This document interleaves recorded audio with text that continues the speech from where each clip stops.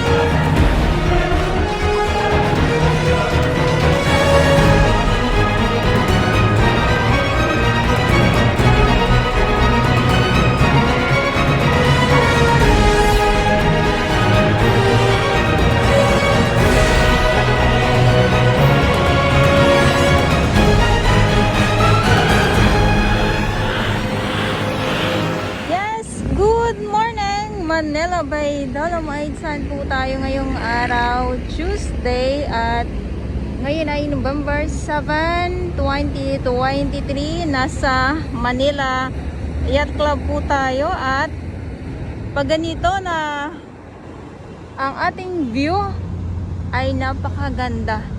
Kita nyo naman yung kalangitan pag ganito. So, good morning po at kamusta po kayong lahat? At sabi ko nga ngayon ay November 7 at nasa Manila Yacht Club tayo at syempre tanghali na. Ang ating DPS Mandaragat po yung nandito araw-araw sila. At syempre sa ating mga ibang Manila Bay Warriors, maraming salamat po. Pag nasa Dolomite Sand po tayo, nandoon ang ating Estero Rangers ng DENR at MMDA at syempre sa ating mga volunteers, maraming salamat. At ito yung mga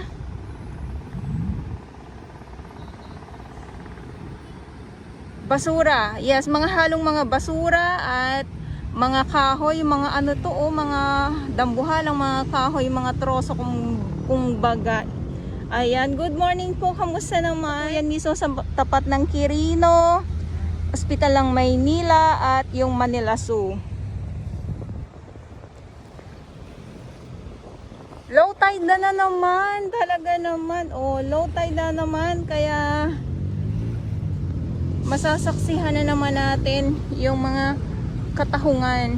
Mga katahungan talaga. Yes. Mga katahungan. At silip muna tayo dito kasi minsan pag ganito na tirik ang araw, yung mga isda nakikita natin yung mga isda na mga maliliit. Ayan, so itong mga ilan po ng mga basura naman ay tinga-tinga na lang din. Ayan, so nasa Yacht Club tayo sa ating mga viewers. Maraming salamat naman po sa ating DPS Mandaragat. Ulitin ko sa ating mga Manila Bay Warriors. At ganito ay tirik po ang araw na late na tayo. Syempre hindi na po natin naabutan ang kanilang paglilinis.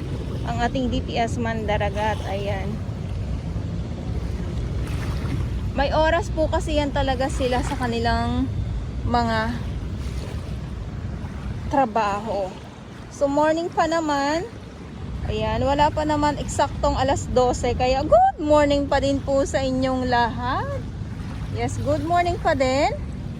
At ayan yung view na yan dyan. Ayan yung papunta ng Dolomite Sun. At may mga may mga water lily na nandito. Napadpad ngayon.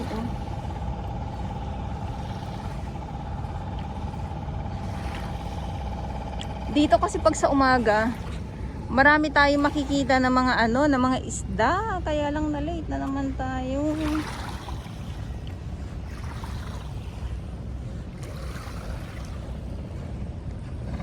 Ito yung view ha. Ikot ko lang po kayo para makita nyo naman. Ayan. At dito tayo kasi dito, syempre itong mga kabatuhan ay puga din po ito. Ayan, sabi ko sa inyo ayan ang dami nila.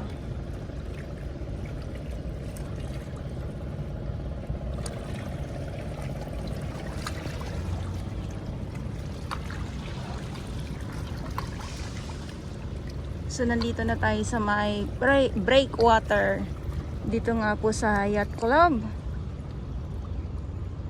So pag tuloy-tuloy to luminaw ang dagat, mawala yung mga basura. So aabangan natin yung mga lamang dagat na mapapadpad na naman po dito sa dito mismo lang sa tabi.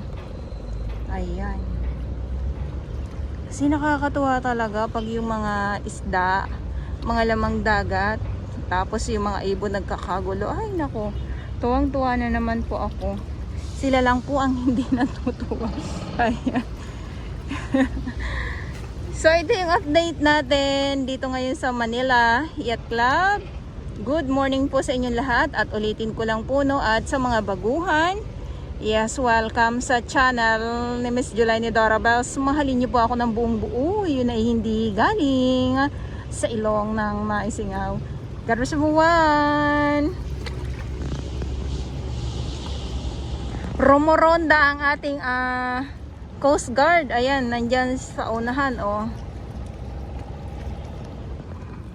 Usaping katahungan. Thank you so much po at muli nandito tayo sa Manila Bay. Good morning po sa inyong lahat.